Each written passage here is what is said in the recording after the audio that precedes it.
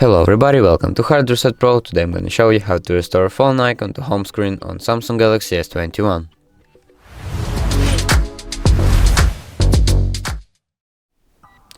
So basically, if you had a phone icon right here and you deleted it by accident, don't worry, you haven't deleted it from your phone, but just from your home screen. And now it's laying in your app drawer.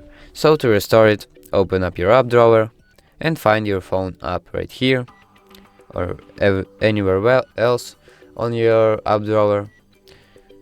So now click and hold on your phone, swipe to the left. Oh wait, drag here to add home screen. So drag it to upper part of your screen and then back to the place it was previously.